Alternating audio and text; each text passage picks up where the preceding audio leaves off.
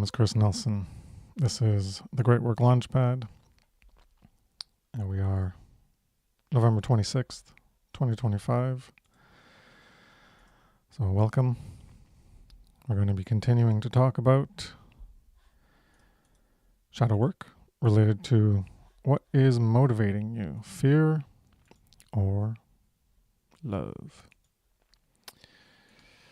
Not that ooey gooey love, lovey-dovey, romantic stuff, or that I love candy, I love bananas, or love that person, I care for them. We're talking about the higher love. So the Great Work Launchpad is all about getting you rocketed up, launching you into the great work of living by truth, love, and freedom, to create freedom. So that's what this show is all about. And to help people along that journey, well, we're talking about shadow work. You got to do the work on yourself. And on the show, you can come on feeling jittery, not comfortable enough doing it on your own. You can have an avenue to try to get more comfortable being online, or you can get tips on how to start doing things yourself. And so then you can get started in your own way, even if it's not with your face. So no problem. You don't have to start putting yourself out too publicly. You can ease your way into it. Hey, Brendan, how's it going? Hey, what's going on? Still getting set up. All right, no problem. Yeah, so come on by if you're looking to put your voice out, get started somehow, or learn, get some suggestions on how you can move yourself forward to getting started to do something. And that's what we're talking about now is related to the excuses people have for not getting started and how that fits into the dynamics of fear or love. Because if you care enough about it, then you're going to get involved somehow and get started, and then elevate from there, ratchet it up from there, get more involved in your own capacities of doing it. And when you're in fear, the last one we were talking about was fears about losing worldly attachments. And we did fears about skill sets, so you don't know how to do X. We talked about fears about personal characteristics, that you're not X enough, you're not good enough, smart enough, motivated enough, or you can be not skilled enough, you don't know how to do, you don't know how to write, you don't know how to do audio, you don't know how to video, you're not a good speaker. And we ended on fears about losing worldly attachments, so you're afraid of losing X, something that you like, that maybe you cherish, that you're fond of, that you identify with. So it could be a relationship, a friendship, a spouse, a career. And when we get to career, well, that's associated with money and your ability to afford an existence. So a house and food, electricity, internet, etc. Having a life. So these things are tied to our fear of survival. So when you're fearing to lose something, it's often tied to this primal fear of survival, of not being able to survive. And we also talked about how losing some things in this capacity, well, they wouldn't necessarily be genuine or authentic, relating to what is genuine or authentic or real or true in terms of a relationship. Well, if the relationship doesn't like that you talk about things that are true, quality truths that are important, then how much of a relationship is it really? Because most of our relationships are based on what we don't say to each other more than what we do say, because the things we don't say are the things that we don't want to rock the boat, don't create any conflict. Of course, I'm talking about always quality truths. You can talk about other things that are less important and create conflict, and fine to avoid those. Like maybe someone, I don't know, I'll shoot something out related to baseball. Maybe someone's a Yankees fan and the other one's a Boston Red Sox, and and they hate each other. I think there's a rivalry there. I'm not sure, but yeah. So, who cares if you talk about that? You don't need to talk about that. We're talking about quality truths, morality. So part of the problem of the sphere is not having that authentic connection to begin with. Mentioned Passio talking about you got to have the connection, a common connection to truth, at least at some level, where you can unite at that, whatever level you're at. And I've talked about this in my work, that unite at the level you're at with other people. And if you're at a higher moral level, well, you can collaborate with people at lower levels. But, I'm talking about living together and really having a more strong bond together. You got to do it pretty much at the same level, because if you're not at the same level, it's going to be disjointed, and it's not really going to be a good unification where you're at. You're going to have to do more compromise than if you're at the same level of, I guess, moral adherence would be the thing that's more important. That's why my slide back then, 11 years ago, was about morality and uniting at the moral level that you're at. So that comes into play when we're talking about jobs and what other people have as jobs, working for the government or police or military or medical job. They can be morally misaligned. And so people can be doing wrong and don't want to hear it and don't want to admit it. And then there's the conflict, and then they're going to not want anything to do with you because you're attacking a core part of their identity. When we identify with things, we take it into ourselves, our sense of self. And whenever criticism is brought to those things that we deeply identify with and have this attachment, it's automatically viewed as an attack on yourself because of how you've incorporated that thing into your whole ego personality identity construct, and then you engage in ego defensive measures to reject, deflect, deny, dismiss, and get angry, and you have all these negative emotions that relate to cognitive dissonance, and whether you're going to listen to them can be a teacher, and if you want to ignore them, then you keep holding on to your attachment to falsity that you don't want to let go of. Yeah, so you can hold on to that for your identity, money, survival, security, or the prestige. All these things are pretty much related to identity. So one thing I want to mention, I uploaded, I got a comment on one of the uploads, which doesn't happen very often. So I uploaded last week's episode, and it just goes to show the mindset of people who can come across this, and it's not going to be for them. So their comment was low energy and boring AF. So that's boring as fuck. And I was like, yeah, I'm just going to delete this because you're just trash. You're the dross.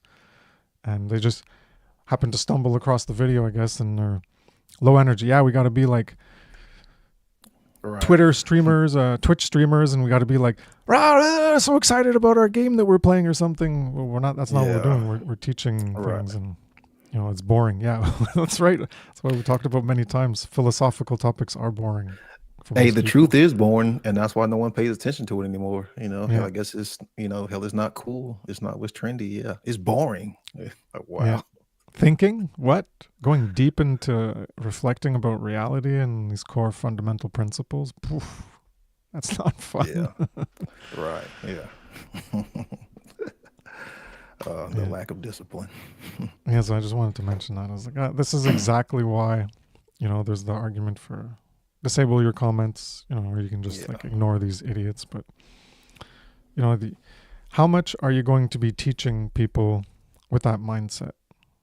You're going to focus on trying to reach people like this. How are you going to even reach them? They're not even interested. That's why you just got to, you put it out, and whoever can come across it, whoever has an interest, maybe someone wouldn't have been interested in it and they would have come across it, and then they would have been like, oh, this is pretty interesting. It's not about the energy level of people or whether it's like some popular topic or whatever, but it would be something that would strike a chord with them, like, oh, I never thought about this, and this is really interesting.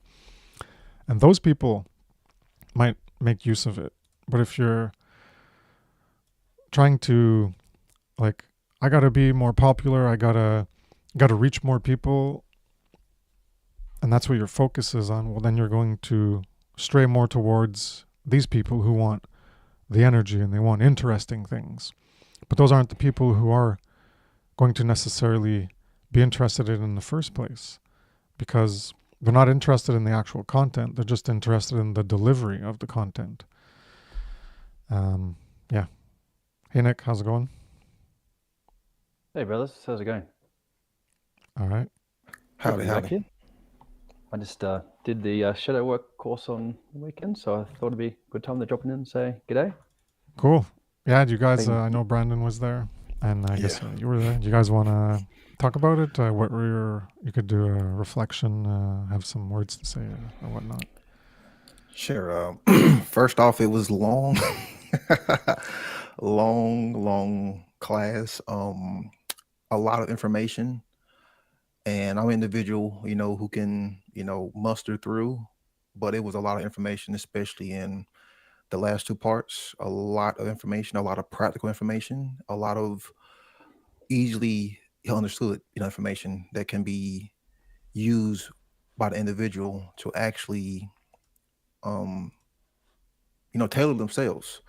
But the biggest thing that I got out of this whole presentation, and this gets to what Kris was talking about, is the importance of will. Because people don't know how to keep pushing because it's like Kris was talking about. This person says low energy, boring as fuck. But if you actually cared for the truth and you actually cared for the knowledge and information, even if from energetic frequency, we may not be as like for energetic as some people, but if you truly care for the truth and you truly care for the knowledge, you will sit down and you will yourself through it. And that's what I took from the course is the importance of will. And when you get to how Mark breaks down those steps, you know he talks about this kind of a lot freaking his presentation, because a lot of people will just give up. How a lot of people are just soft and they'll cower and they don't know how to push through. Like they don't have that fire, like they don't have that have desire. But like when it comes to doing the shadow work, if you are not willing to actually take those steps in the physical world, then you're not going to get to that destination that you say you want. And that comes with that care and will. And those are two things that have to be combined in order to get to that destination. So if you lack the care, then you're not going to be motivated, but you can still have somewhat level of a motivation, but you still lack the will and the drive to continue and to pursue and to have that level of persistence. One thing that he made clear in that seminar is this is not going to happen overnight. Like this is not like people want that that quick outlet. That tell me have the synopsis so I can learn this like quick from overnight. That's not going to happen. This is a lifelong journey. And that was the biggest thing that I took from hell. And I'm not going to release, a lot of, critical information, because, he just asked us not to yet. But like when you see the way he breaks it down, it is actually practical, easy to understand. And he just breaks it down in a 3-part process as far as shadow work that can be used. And of course, his mark is hard hitting, but it was very intensive. But it was a lot of information, because it was a lot of questions that the individual can ask themselves in front of the mirror. And not only is there questions, there's actually steps that the individual can actually start to do to actually get to what they say they want as far as asking those questions. So it's like it's steps that you can actually go through, real world things that people can actually practice. And then two, like we talk about shadow work, I think one thing people don't forget about is something that has to be done in an quiet like environment where one can quiet the mind and kind of start to you know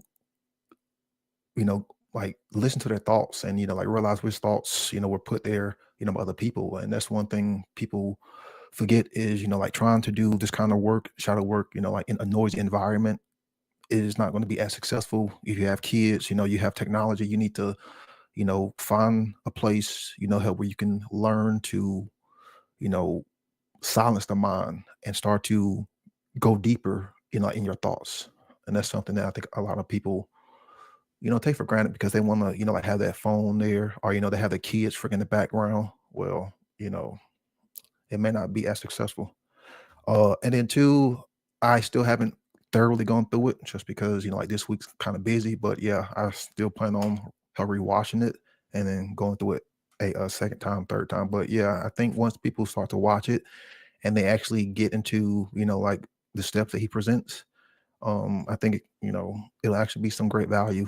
And like you said, it's going to come down to the individual and how much worth they put into it, because it's not just about attending that seminar. It's about what do you do once you have that knowledge of the seminar, and I think that's where how the real value is going to come from, is what is the individual going to do once they take in that information? Are they just going to sit on it, or are they actually going to study it and apply it and affirm it? Then therefore, they can get into the actual steps that can come to, healing the individual.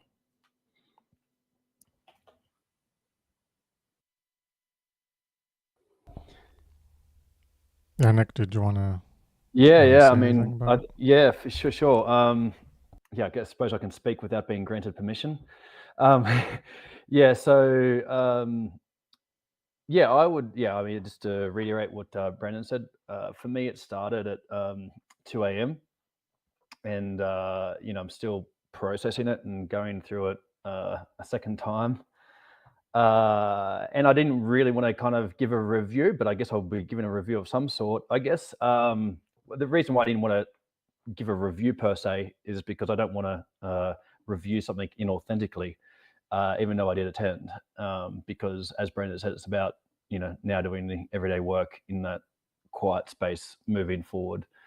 And I think that's a big part of it, right? Is because when everything's silent and you're by yourself and there's no one watching and there's no clicks or views or whatever it is, it's really that deep introspective work that you're not going to get any applause or dopamine hits for doing.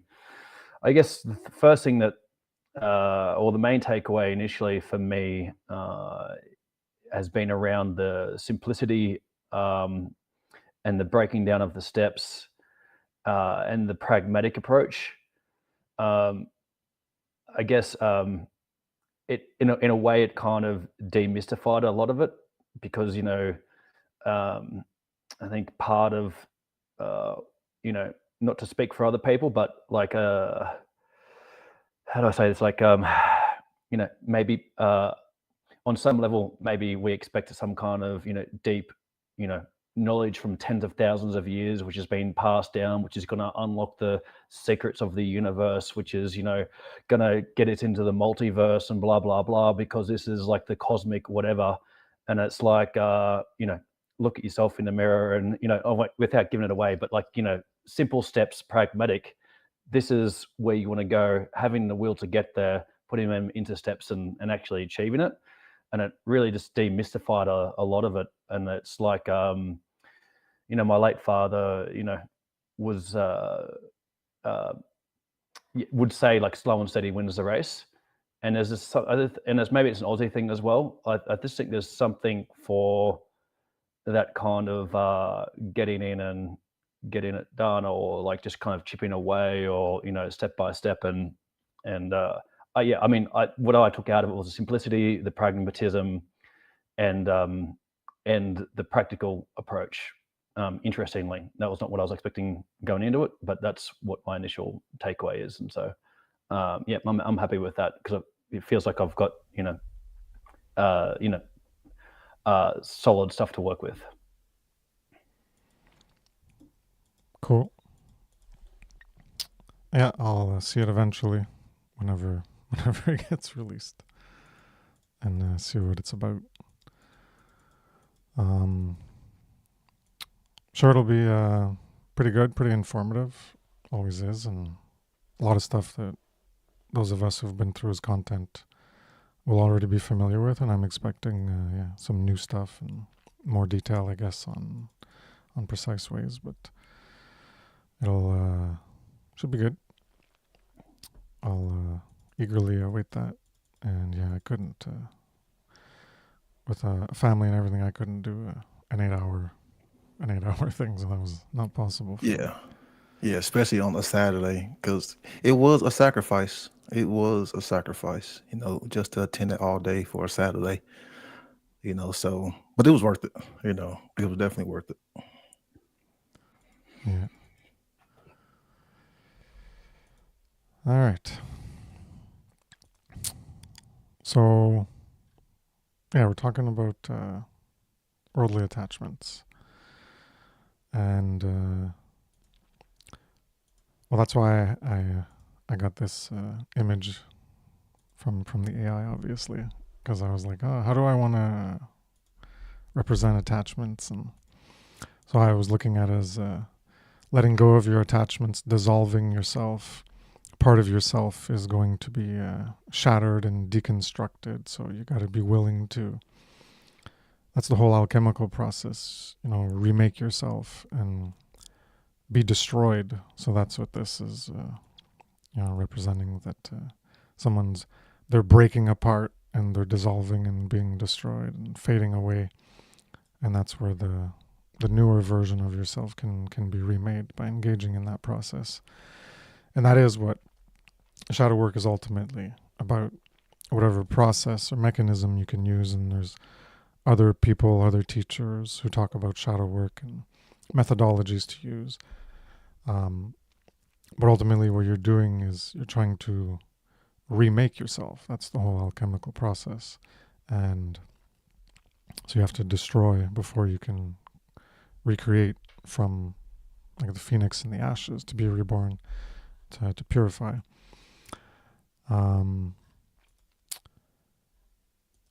So we're talking about the attachments and letting go of attachments. So to be a truly good person, you have to accept that you're going to lose things, potentially. Not that it's necessary. Not that you're necessarily going to lose relationships or a career or your house or money or a life. But you have to be prepared that that's a possibility. And you have to be willing to potentially lose those things to try to be more of a good person, if that's what you want. For being moral, for serving morality, for serving the cause of morality, for trying to serve the cause of restoring true freedom. So you have to be willing to let go of those attachments, if that's what it comes to, and suffer through the hardship that comes along with that. So that's either losing a friend or a job. We need more people who will speak the truth, so that they quit to no longer participate in immorality. So if they're doing it themselves, you have to be willing, like, you got to quit this job. You know that you're contributing to an immoral ends, and you got to find another job. So there might be hardship in that. And if you want to be a better person, more of a good person, that's something you're going to have to do. The same with engaging in the great work of doing, ultimately, the goal of ending our enslavement is through moral education. You're going to have to sacrifice things and go potentially through hardship if you want to truly be a good person in that respect. So losing a career or a house should not be the main motive for what you're going to do in your life. That, I'm not going to lose, I don't want to lose this job, I don't want to lose my house if I lose my job, so I'm going to keep doing it. I'm going to keep working at whatever company. Maybe you learn about the harms of the COVID injections, and then you're like, and your company produces them, and you're like, I'm not making them. I'm just working in this other department. I'm an accountant or something. But it's part of being that gang. Passio's talked about it related to police. Someone who's just working behind a desk and doesn't work on the street, they're still part of that gang, just like the street gang member who's involved in like the gangs are involved in like suppression of the freedom to sell a product by claiming that they own a territory and then engage in acts of violence and theft of people's lives because they dare try to compete with them in a fair market. While you're still running, whatever, you're running packages or running money around or whatever. Someone who's involved in the gang in any capacity is still associated with the overall immorality of that endeavor. So in the same way, when you're working for a company or working for government, you're still a part of that overall machination of promoting the continuation of that thing, that gang. You're a part of that gang. And if your company is producing something that's doing harm, then you're part of that machine that's producing that harm. So we have to stop being immoral. You have to value that more and potentially suffer that temporary loss or hardship.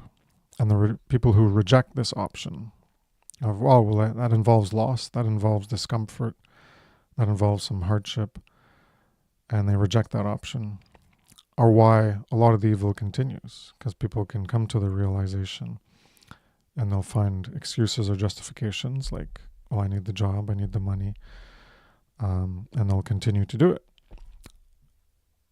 And that's what many people, I'm not saying all of them, but in the police and military, some of them can realize what they're doing and they'll still do it because they want that job security, or they want that pension down the line.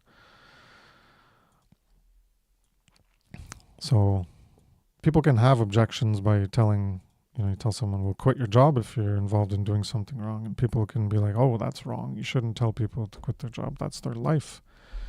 That's their livelihood. That's how they survive. Well, people should do the right thing. And if that means not being paid to do immoral things, then the hardship of losing your friends or your jobs or an aspect of survive is something you should still do. If you think it's wrong, unjust, insulting, or irrational to tell someone that, then you're part of the problem as well. Because ultimately,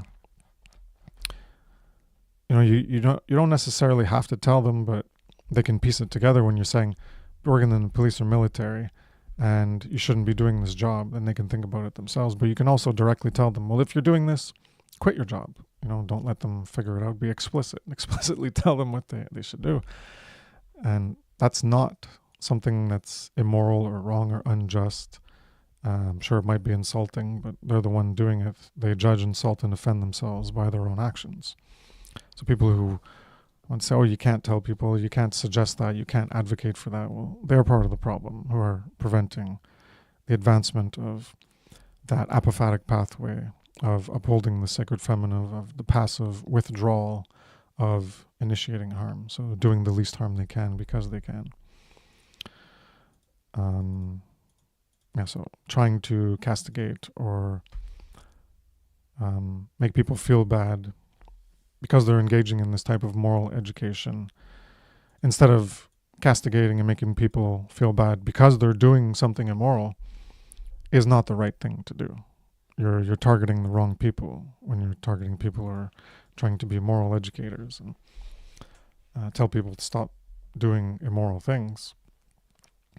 You should be telling the people who are doing the immoral things to stop doing them, rather than telling the people who are telling people to do that to stop doing that. That's where the principles, morality and freedom and rights, that's when those things become more important than any one or a group putting food on their table to survive. That's how we should value these principles, is that these come first, and this is what you stand on a solid foundation. And other people or putting food on your table, that has to be a secondary concern, because what you're doing, part of your immorality, is you're stealing from other people. And as long as you're stealing from someone else and you're benefiting from it, then you're okay with it, because that's what it boils down to. If you're engaging in a product, in a company, you're being paid, and the profits are coming from a product that's harming other people, then that initiation of harm is a theft against the property of that person, their well-being. They're being poisoned because they're not properly informed and consensual in what they're taking. Then you're stealing from them, and literally you're getting paid for perpetuating that theft. Because if everyone quit that company, the company wouldn't be able to make their product, and no one would be taking it under deceptive reasons, thinking it would help them. So if someone won't stop doing that immorality, then they just have to admit that they're a bad person, rather than people say, no, well, don't tell them they're being immoral, don't tell them they should quit. That person should admit that they're being a bad person, and then live with that, and let that weigh on their conscience, and have guilt and shame that maybe that will motivate them to change their behavior.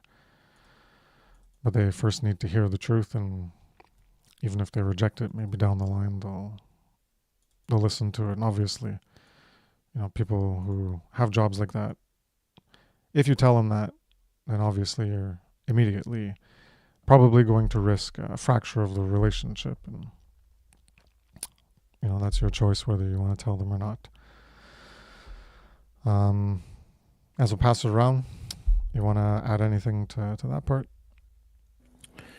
Yeah, when you mention, or the most recent part, when you mention, at least if someone is truthful, to admit that they are a bad person, or at least somewhat truthful that they are involved with immoral things, at least, you were being honest and truthful, and that's hopefully when that guilt and shame and your conscience, will start to, hopefully have an effect. And another thing that I had thought about, which I know you talked about this a few weeks ago with the the 4 killers of consciousness. To kind of, like, because all this kind of goes, together, which all of this is kind of synchronistic, Pastor seminar timing with all this going on. But you have the ignorance, apathy, laziness, and cowardice, right? Which you talked about, multiple times, but ultimately all ruled by fear, but these are really the 4 elements in, I guess you would say, like, its negative connotations. You have ignorance, being air in the mind. You have apathy being water in the emotions. You have her laziness being, like the physical hands, like the earth. Then you will have, of course, cowardice, the fire spirit. And, that's what, leads us toward that fear, to not want to speak out, like, Kris was saying, you may be involved with immoral things. You may be involved with government. You may be involved, with order following. You may be involved with the 7 transgressions against our natural law.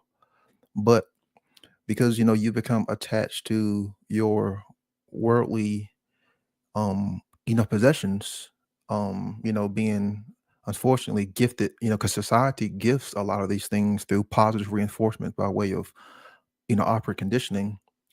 So people see these things, and then they're like, well, I want these things. But then what comes with these things is the immoral behavior, going along to get along, not speaking out. And then you kowtow, hell, you are ignorant. You show your apathy, you have your laziness, and your, cowardice, because you won't do what's morally right. But in this sense, when you can understand, how you have been conditioned to be that way, then you can start to take those steps to, hell, again, get out of that, conditioning. So, hell, again, it comes back to the care, it comes back to the will, and then two, you got to have the knowledge, you know. In order to do all this stuff that we're talking about, is you have to have the right state of mind. You have to start to tailor yourself, to deprogram yourself first. Then therefore you can start to let all that nutrient dense, correct, information flow in and come through. So are you ready to change your worldview? Because that's really what we are talking about is the shifting of the internal worldviews how that you hold, because those worldviews how that you hold may not necessarily be yours, you know, and those worldviews that you hold are having an effect on your life and those in your health environment. So if you truly care about, how doing, how this kind of work, you'll be willing to lose all of that baggage, all of the fear, all of the, ignorance, all of the apathy, all of the cowardice, all of that laziness, and finally admit to yourself, hey, I'm going to do the right moral thing, which requires care, will, and knowledge. Those three things are required. And then the last thing I'll say, um, was this was a quote in one of the slides from the presentation. Anything worth doing requires sacrifice. Anything worth doing that requires sacrifice. That will forever be a true statement. If you want to do anything, it requires sacrifice. Doesn't matter what it is. So if you truly want to change and you truly want to get better and you truly want to change your worldview, that's going to require sacrifice. Something's going to have to be given up. So what are you willing to let go of? What are you willing to sacrifice? What are you willing to give up in order for you to get involved in doing this kind of work and getting involved in changing your own behaviors and your worldviews and healing your own trauma, your own internal trauma? Yeah, I'll just jump on the back of that as well, and just to reiterate the personal sacrifice, I guess.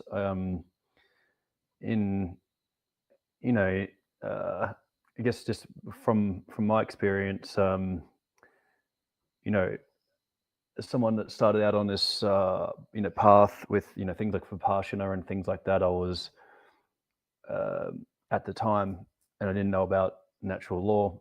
I was exploring the morality of working in online gambling affiliate marketing business, and coming from three generations of male lineage gamblers and so forth, and it kind of really clicked in for me going from my first vision quest to going to like a private thing in Switzerland in that industry. So I guess I had the clear vision to, at that moment in time, just to see that that was where that path was leading. And so, against all advice, and I was strongly advised not to, and all of this kind of thing, I exited that company and essentially, restarted life, and had to make. I mean, you could barely call it a sacrifice because exiting a company and so forth, but it's it's kind of changing career, changing what you do for work, changing where you focus, and reinventing yourself. Kind of what is moral. Even things that like where your investments are, what are you investing in, the software that you use, where's your data go.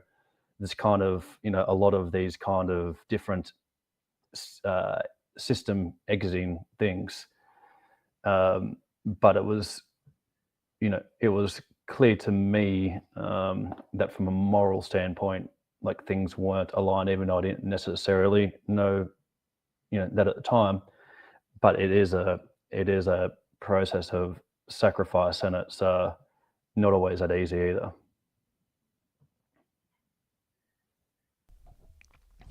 Yeah. If you want to go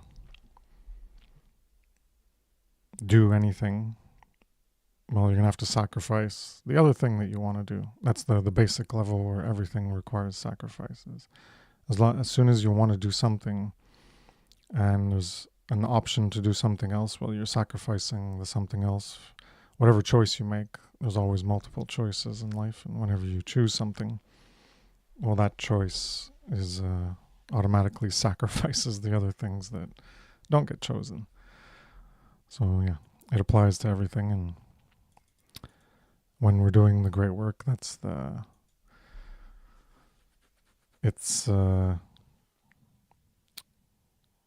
what I'm trying to say is it's hard because you have to talk about things that people don't want to hear. You have to take your time to create content that not many people are going to want to listen to because it's low energy and boring AF, like the guy was commenting on my video. Well, yeah, it's boring because most people are not interested in this. And I think last time you were here, Nick, or the time before that, I forget which one, and talking about how to get people's attention. And that's the thing, is that this philosophical content is not what they're interested in. Even in the truth and freedom movement, what they're interested in is what I term the lower level great work aspect of making people aware of the problems. They just want to talk about the problems. And I just call them the flavor of the week, the flavor of the day. It's just a new flavor. What's the flavor? Oh, what's happening here? What's happening there? This happened. This person did this. This group did that. There's always so much of it, and it makes content easy. And it feeds into the bias of our novelty, things that are new. And that's why people create the content, because it's easier to create. People are more interested in it. They're going to get more attention because of the psychological factors related to it. So they're not talking about this boring stuff of deep psychological and philosophical issues. And that's where the why is, the why and the how of the solution of solving the problem. The other people just want to talk about the problem, but not bringing the solution. It's important to know the problem so that you can care about the solution, care about figuring out the solution, and put your will behind creating it. But if you're just talking about the problem, then you're never talking about the solution. You're not being a part of the solution. You're only being a part of getting people aware of the problem, and then maybe they're going to find the solution, but you're not providing the solution to them. And that's what. Can I just jump in there, because I just find it so thick, and I want to address it like head on. Is like there's a lot of people that think that they're awake and or in this movement or whatever, but there's this like monotone vibe of like, yeah, but this is what they and this is this is what they're up to, and it's like, yeah, but, and it's like they can talk for hours and days and weeks and kind of elucidate all of the different things, and it doesn't matter what level you're on. There's always like, oh yeah, but the timelines and the whatever it is, the entity or the government or the elites or the interdimensional or there's like so many different angles. Yeah. But it's like, but there's this monotone like wall of like, and even people that are like quite famous in this field. I've spent some time with some people, and lecturers and all of that, and you sit down, and the first things out of their mouth is like, oh yeah, this is what they're up to. And it's like, I just like, there's like a depth of knowledge there, but it's like within a bandwidth that's just never going anywhere, and it's super fucking frustrating, if I'm being honest. And I know we're talking about it, but it's like, oh cool, you're awake because you know about like fucking Nazi technology or something, like, oh yeah, but you don't know about this that's out there. And it's like, oh, like, yeah, anyway, I'm getting a bit pissy just talking about it, but there's just It's focused on all external. Yeah, like it's all external. They never go toward the internal. They never like get into shadow work, changing how you think, challenging, like what you think is true, like challenging your beliefs, like looking at your trauma. It's all focused on external stuff, and it doesn't touch upon how the internal. Because when you start to talk about that stuff, then that's when your viewers drop. That's when you do stop getting whatever deals. Hell, that's when the money stops coming in. That's when the donations stop, because then you actually start talking about real world practical things that require responsibility, will, care, and knowledge that most people don't want to do. Because we've talked about the external for the past 50 years. I mean, like, yeah, we know to a degree, who's controlling shit. We can talk about that and shit all day, but what are we going to do to change healthy stuff, like real world change. And that's the thing is because they don't understand what the true solutions are, because they still don't understand who the real enemy is, because they still haven't looked at, like in that mirror. Until you start looking in that mirror, you'll never really know who the true enemy is. So people can start saying it's all these interdimensional stuff, have reptilians, aliens, all that stuff. Hell, again, all that stuff is external. Not saying, there isn't some valuable knowledge, in there. Some of that stuff can be true. Some of it, like may not be. I don't know. But I'm focused on here and here, and I think like that's where you really see a differential as far as teachers from what I've seen, because the ones who go more internal are more familiar with like, like deeper aspects of reality, like metaphysics and the occult world to a degree, compared to a lot of the, people who just talk about the external, which you can find millions of people talking about that. But yeah, I definitely, feel what you're saying. Yeah, there's just a level that people aren't getting past. It's just like this, but, and it's like, oh, like the like the other, the energy, the force, it's like there's always a like, oh, there's like a but. So yeah. Well, it's easier to focus on everything out there and to recognize that the responsibility comes back to you, because then that's where the work is, and they don't want that responsibility. And it comes, like we'll be talking about it later, and it's related to Passio's tree of evil. They're ignorant and they don't want to know because they fear the responsibility of having to do something with that knowledge. And because they don't care about themselves enough, because they weren't raised properly in consciousness, in higher consciousness modalities, they weren't raised to want to heal themselves or love themselves. They don't know how to do it. So that's the unraised raising the unraised for millennia. And that's why they are where they are. And it's only they can get themselves over the failure of the fact that they weren't raised to value truth or understand these principles or understand how what the solution to the problem is, and they don't want to do the work to figure it out.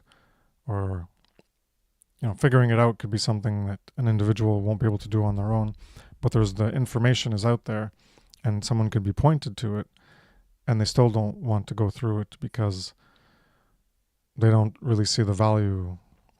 They don't want to accept that that's the truth. Even if you tell them explicitly and you explain it to them, they're still not going to understand it.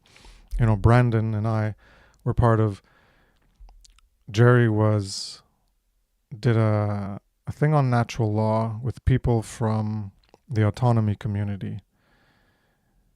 And I spent hours explaining... Sorry, what's the autonomy community? That's a thing with Richard Grove. He focuses pretty much on the effects too. It's just about talking about the history and the problems and all that, and he doesn't talk about the solution. A lot of his earlier work, when he was doing work on like the trivium and stuff like that, that was more interesting to me. But now he does Grand Theft World podcast. So there's a thing, autonomy, kind of like it's, I guess, a sibling in its effort.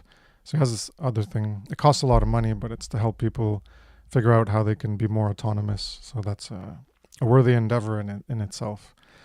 And part of that is the group.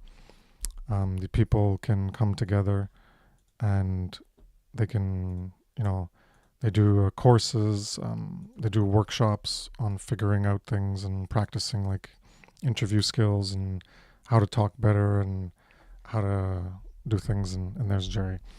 And yeah, so he did a thing, and I don't remember where he posted it. I think it was on Telegram, and I was like, hey, I'll go check it out. So Brandon was there, and he was explaining stuff at the beginning, and there were these people, I don't remember how many there were, from the autonomy thing. And I guess Jerry was doing it so that they could understand natural law, and he brought Brandon in to like explain it. And then I was there, and then eventually like I joined in, And then I spent like, it must have been 3 hours, I think, explaining, because at that point I had done Natural Law, the Science of Morality, Part 1, 2, and 3. And I don't think the 4 was released yet, but I was working on it. So I explained like everything in a logical progression of everything. And it's like, and then at the end, they were like, no. And it's like, and then I remember we're like, yeah, all right. Yeah, this is why I don't do this. This is reminds me of why I don't do this, why I don't invest my time in trying to convince one person, because it's not a good use of my time. If you're interested in it, I create the content, and if you have the capacity to understand and follow my arguments, then you can understand it. And if you're not interested, then you're not interested, and I don't have to waste my time on you. Because imagine if we were just doing this to each person, and it was 3 hours. So it was shorter than my presentations. It wasn't as in depth, but I went through the core parts, the logical progression, and even at the end, they couldn't understand it. They weren't understanding, and they were just like, "No, it's not a law." And I'm like, "Okay, well, I just finished explaining to you how it's objectively, like your behavior is objective, and so what happens in your behavior if you harm someone, that's objective in reality. It's not subjective, and based on that, you get results, and that's the law. There is the results. It's not you do this and pigs turn into butterflies or something. No, it's operating by the functionality, the inherent functionality of reality is what allows that to happen, and that's what makes it a law. And understanding this is what, that's the goal, is getting people to understand how it is a law and how that makes it an objective aspect, because the quality of that law is whether something is moral or immoral as behavior, and then the law will, that the functionality of the universe will produce the output of the consequences being positive or negative for an individual. And that's just how reality works. And that's the law. That's the law of freedom. And yeah, they just didn't want to understand it because like I said, they just didn't want to understand it.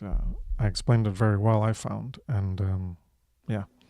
So I forget why I was originally talking about this, but I guess it was related to what you guys were talking about. And yeah, the point of not focusing too much on trying to convince individuals, but more on putting the information out so that people who are interested can potentially come across it, and then you have a greater degree of impact with the expenditure of your time that you're already sacrificing.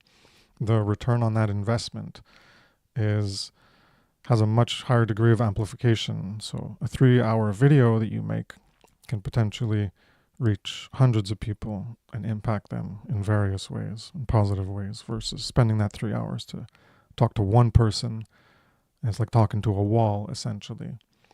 Well, that's 3 hours wasted, as I see it. So I'm not much for talking to individuals as much as I am for creating the content that can reach many individuals, that force amplification of your time. It's more valuable use of your time. Not that you can't do that, but we've talked about it before. How much do you value your time? How effective do you want to be in using your time in the limited time we have on this planet? And that's why, in a logical way, in terms of efficiency and effect, it's much more critical, I guess I could say, to create content than it is to talk to someone or a family member. And you can already know the mindset of people in your family. And it's like, okay, go talk to them about this and tell them that they're doing something immoral. Are they going to listen? No, you're just wasting your time. So if you want to have conflicts in your family, then go ahead. I don't think you need to. You already know the mindset of the person. You already know. You've interacted with them. They're not interested. So, you can tell them, like I'm saying, you could lose attachments. I'm not saying you got to go tell people they're being immoral. I'm saying you got to create the content that if they come across it, then they can understand that they're being immoral. But you can also tell them as well and not give a shit. And then you're like, okay, then you won't have contact with that person in your family. That's your choice. I'm saying the critical part is creating the content that can reach many people. And you can say, hey, here's a topic. you want to send them the video and see if they're interested in it. You know, on Facebook, there's something related to that. You can post a bunch of things. Like, I see people post related to like material of, you know, what's going on in the world or on philosophical subjects, people in the One Great Work Network or whatnot. So people will post on this and they'll get a certain amount of likes on their stuff. But then they post a personal picture about their family or their baby or something, and then it's like 5 times as many people are interacting, because those are the people who are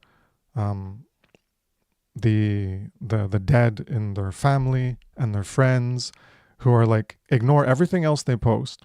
And then when they post, oh, that's a cute picture, well, oh, I like it, oh yeah, and then they get engaged in the comments, oh, that's so wonderful. And that's all they care about. They're on a superficial level. All they care about is this personal philos aspect, this lower aspect of love, and the relation and the identification, and how they care about a person's individual life, but they don't care about the higher agape love of truth, good, right, morality. That is of no concern to them. They are completely unconcerned. And yeah, I guess that's what I wanted to say about that. I don't know what else I had to say, but anyone else wanted to join in? And hey, Jerry, I'm a bit late on that one. What's going on? What's up, Jerry? Hey, Jerry.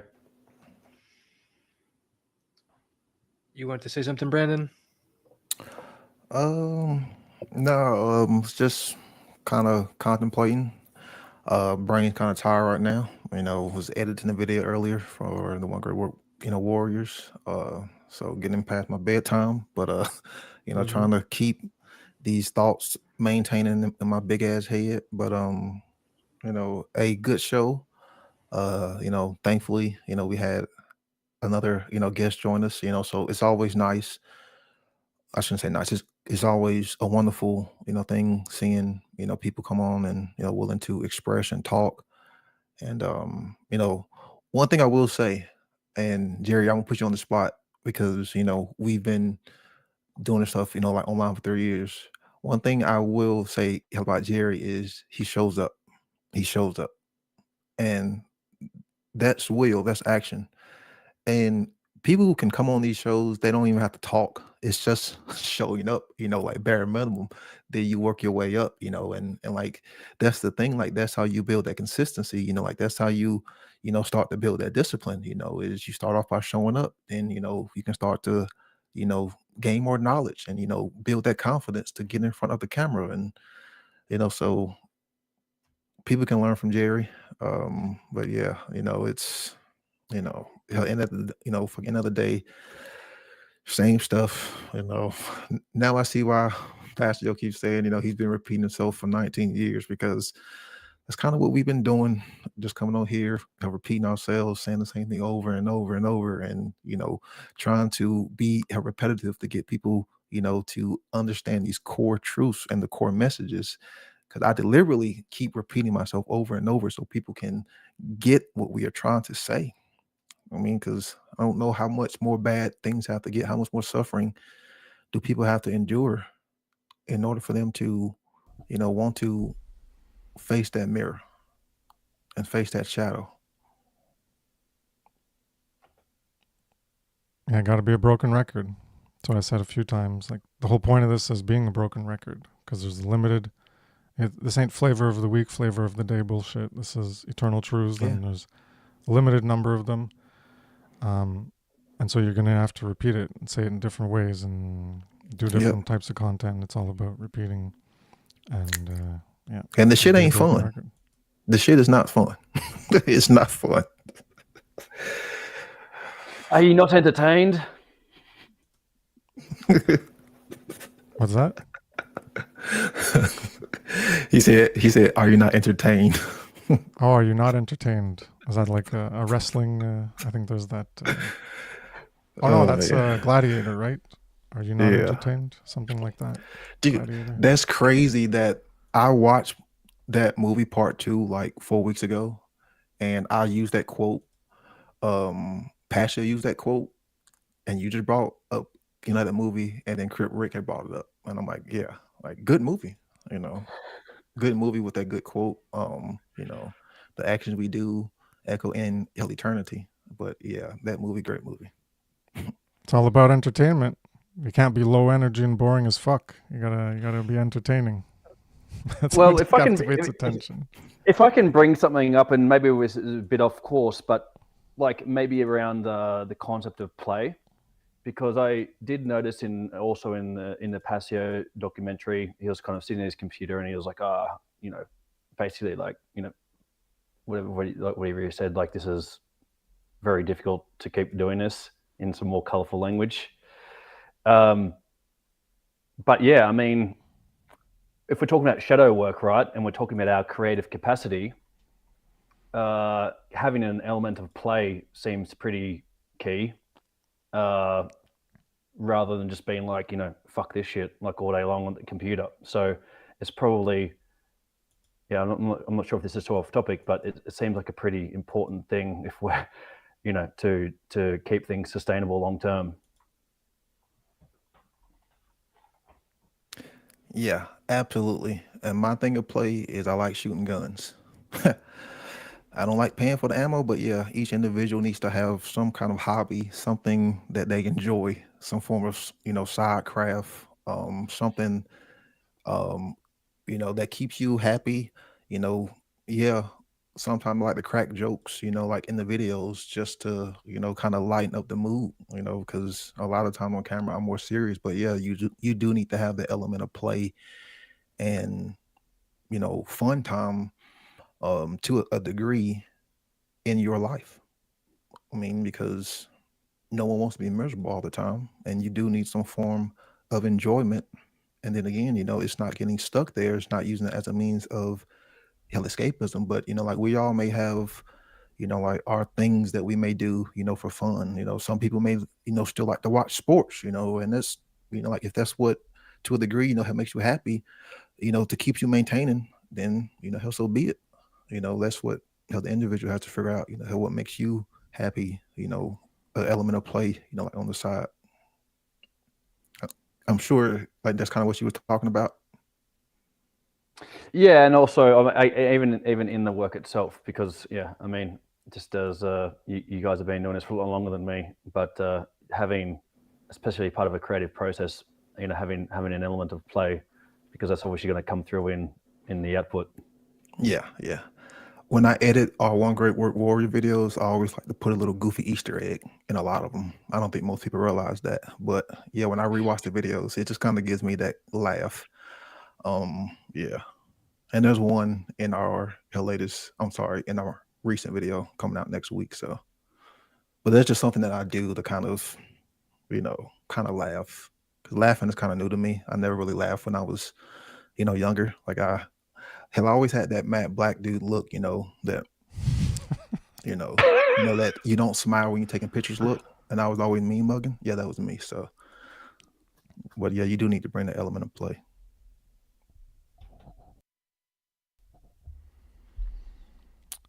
Yeah, one thing you mentioned, I forget if you said it before it gets worse or something like that, Brendan. And you look at the world, and with AI, and it's likely going to result in like, a lot of people are talking about it's going to upset the human workforce balance that we have, and so there's going to be a lot of turmoil coming in the next 5 years. I think there's going to be a lot of civil unrest, and who knows how things may result from there. But yeah, it's definitely looking like things are getting worse. The CBDCs are coming in, digital IDs are coming in. We all knew about it years ago, and it's like state is going to state controls the game, so why would they not seek more control? That's what they're all about. So why expect anything other than, you find out about the plan for CBDCs, like, okay, yeah, that's coming. Why would it not come once they think of doing that? Same with digital IDs, like they're not going to stop. That's what they want. They want more control, so they're not just going to be like, oh, well, we're going to talk about it and then not do it. No, they're going to do it and convince people it's great, and people are shit for brains who buy into it and are all like, yeah, it's great, Lou, I want it.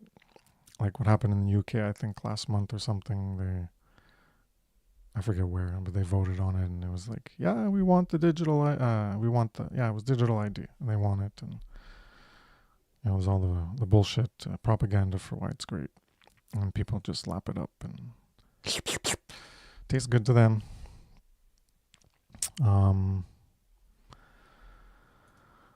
So, yeah, we'll end it there.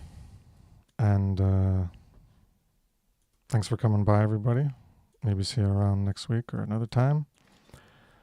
And in the immortal words of Passio, actual great works of this world is in such a fucking hellhole, huh? How about trying to get out there and do the actual great works of this world is in such a fucking hellhole, huh? All right. I clicked play and it like started halfway through the... Anyways. Hey, you mind if I share something, Chris? Sure. Go ahead. Right before. So I just wanted to say regarding the autonomy meeting that did not go to waste, because I'm going to go rewatch that soon. And also Chris Jansen watched that video and he said that it helped him to create the spiritual mathematics presentation. So although it fell on some deaf ears, that guy who you were arguing with, he got kicked out of autonomy. Oh, yeah. And the other That's guy, funny. yeah, I spoke with him the next day and he said that he wasn't fully, I guess he didn't comprehend it, but he said that he needed to kind of look into it more. So that's that. But yeah, I really appreciate you, Chris and Brandon, for being there that day, and it did not go to waste. Cool. Yeah, content's out there, so it can be accessed by others and learn from it, for sure. Thanks, guys. I appreciate you having me on to get more familiar with doing this kind of thing. No problem. All right, for real now. How about trying to get out there and do the actual great works of this world is in such a fucking hellhole, huh?